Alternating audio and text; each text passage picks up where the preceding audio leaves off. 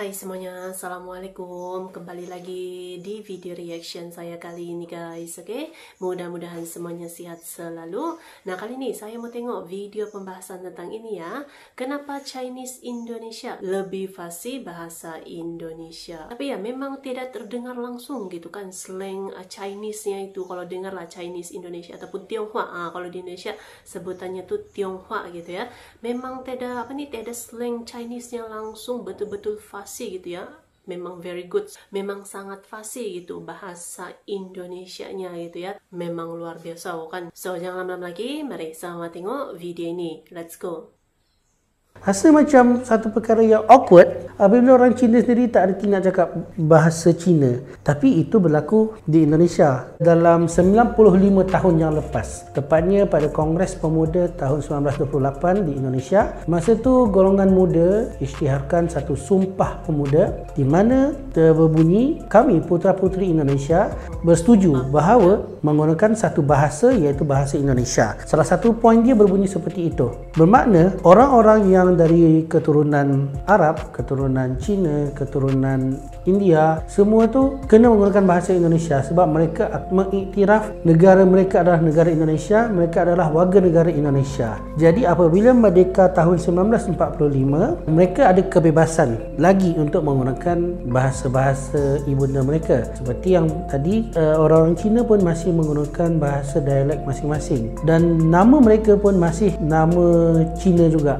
Apabila pemberontakan komunis pada tahun 1965 dan juga jatuhnya Sukarno yang digantikan dengan Suharto, maka bermulalah satu era baru yang dikenali sebagai Orde Baru. Suharto telah mengharamkan orang-orang Cina ini untuk gunakan nama-nama Cina dan suruh untuk ganti nama mereka dengan nama berbau Indonesia, telah menutup sekolah-sekolah jenis kebangsaan Cina dan juga telah mengharamkan agama Confucianism, di mana mereka orang Cina yang menganut fahaman Confucianism ni harus memilih salah satu daripada 5 agama rasmi Indonesia: Islam, Kristian, Katolik, Hindu dengan Buddha. Apabila orang-orang Cina dekat sana melihat prospek mereka untuk hidup itu seolah-olah disekat, maka mereka tiada pilihan yang lain selain untuk menghilangkan identiti Cina tersebut dan menggunakan identiti Indonesia itu. Sebenarnya kita tengok apabila generasi sekarang ini kan,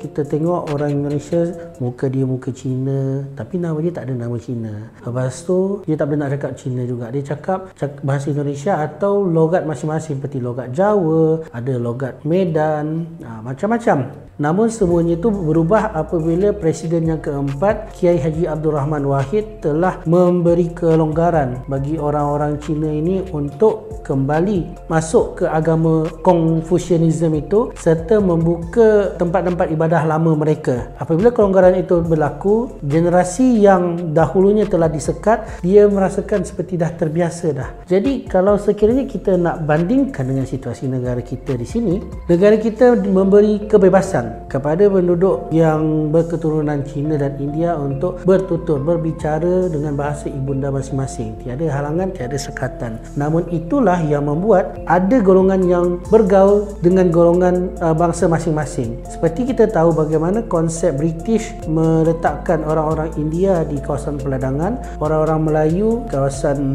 tanian dan orang Cina di kawasan perdagangan. Jadi ada golongan yang hanya boleh bercakap dalam bahasa itu sahaja. Jadi apabila Malaysia merdeka tahun 1957 dan kemudian 1963 menjadi persekutuan Malaysia, maka ada golongan-golongan yang kita kenal di Malaysia ini, dia dah susah dah nak bercakap dengan bahasa Melayu dengan baik dan betul. Sampai sekarang kita masih jumpa lagi. Cuma kita akan mempersoalkanlah apakah mereka ini warga negara Malaysia yang ber-IC warna biru atau sebenarnya mereka ni langsung datang dari tanah besar China sehingga mereka langsung tak boleh bercakap. Jadi itu satu perkara yang agak sedih untuk kita lihat bagaimana warga negara kita sendiri agak sukar untuk bercakap menggunakan bahasa kebangsaan kita. Sementara kalau di Indonesia, walaupun ada etnik Cina yang pada masa Orde Baru itu belum dianggap sebagai warga negara, tetapi mereka masih boleh bercakap dalam bahasa Indonesia. Seperti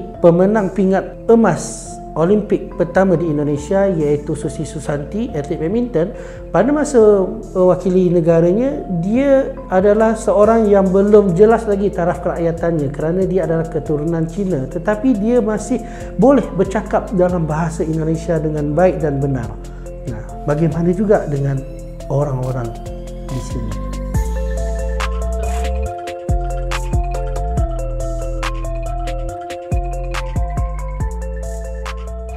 Oke guys, ya tadi ya videonya ini. Jadi ya, tapi kalau kita dengar gitu kan, apa namanya, kalau kita nampak kalau orang-orang Indonesia ada yang Chinese gitu ya, tapi dia punya apa tuh, dia punya percakapan itu memang tidak terdengar gitu, tidak terdengar sama sekali slang Chinese-nya, betul-betul fasih dengan bahasa Indonesia gitu kan, dan juga bahasa daerah masing-masing ya, seperti bahasa Jawa, bahasa Sunda dan yang lain-lain lagi gitu ya. Tapi bagus gitu, semuanya menyatu dalam satu bahasa gitu ya, tidak kiralah apapun bangsanya, tapi semuanya itu fasih untuk bertutur dalam bahasa Indonesia gitu ya, betul-betul disatukan gitu, tidak kira apapun bangsanya. Itu luar biasa, tahu kan? So, terima kasih banyak sebab kamu sudah menonton video ini. Jangan lupa untuk subscribe, like, komen, dan juga share ya. Kita bertemu lagi di video reaction saya yang seterusnya. Assalamualaikum.